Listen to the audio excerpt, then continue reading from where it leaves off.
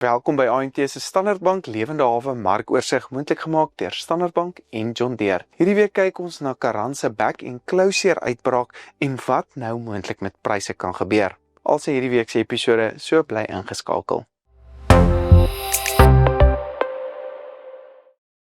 Die nasionale gemiddelde speenkalfprys vir kalvers tussen 200 en 250 kg en dan laasweek sywaarts verhandel op R35.62 per kilogram met uit die hand of direkte verkope ook op R35.62.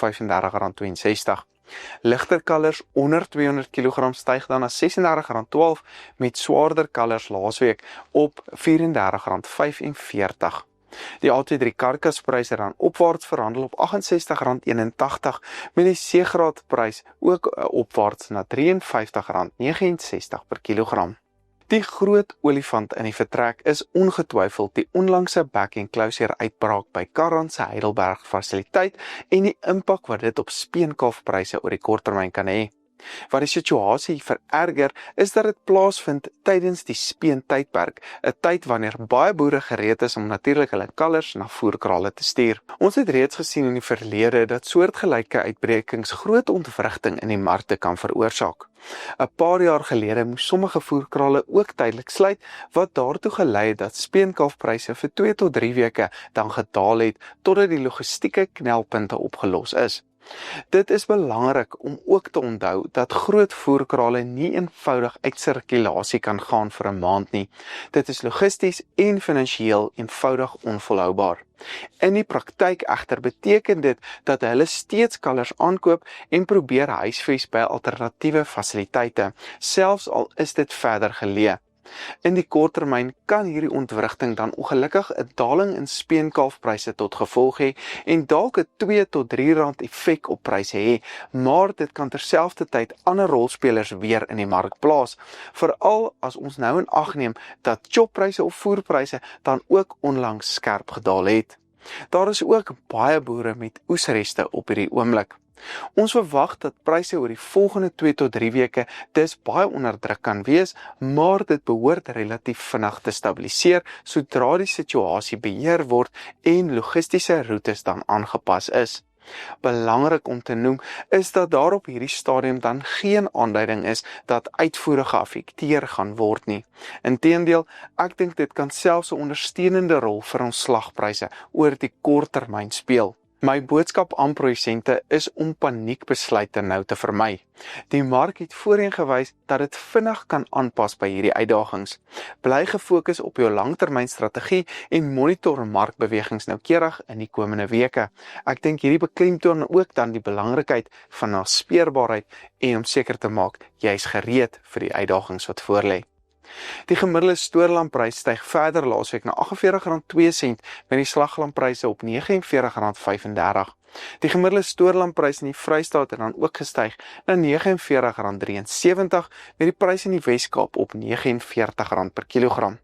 Seisonale tendense toon steeds dat lampryse verder opwaarts nou kan neig tot en met einde Junie, soos daar minder diere na die mark behoort te kom.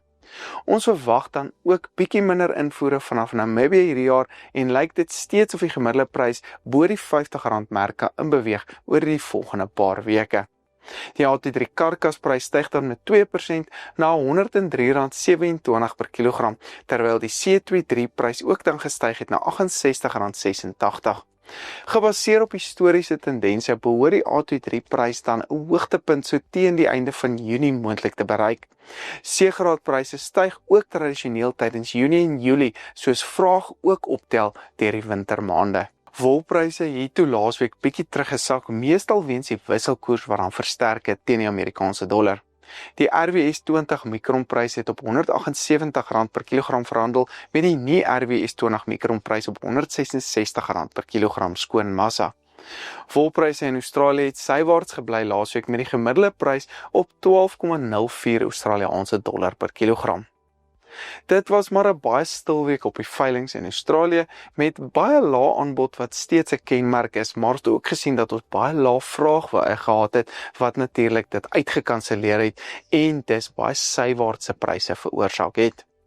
Die hoenderpryse het sywaarts beweeg die afgelope week met die gevriesde ex-abattoirprys op R35.42, varspryse op R38.91 met die EQF-prys sywaarts op R34.87. My gevoel is dat ons hierdie hoër prysvlakke moontlik kan handhaaf tot en met die middel van Junie en dan moontlik weer bietjie 'n klein daling sien. Met die kleiner aanbod hierdie jaar kan pryse egter op 'n hoër vlak bly as wat ons vorige jare gesien het. Spekvarkpryse styg weens beter vraag met die nuutste spekvarkprys op R32.32, vleisvarkpryse styg na R32.70 met die nuutste worsvarkprys so net onder die 1% hoër op R25.22 per kilogram. Varkpryse in Europa het dan ook gestyg wat tesame met die hoër hoenderpryse oorgespoel het en varkpryse ook ondersteun het. Dit lyk of ons hoër pryse moontlik kan handhaaf vir die volgende paar maande wat tesame met laer voerkostes bietjie verligting vir ons varkboere ook nou kan bring.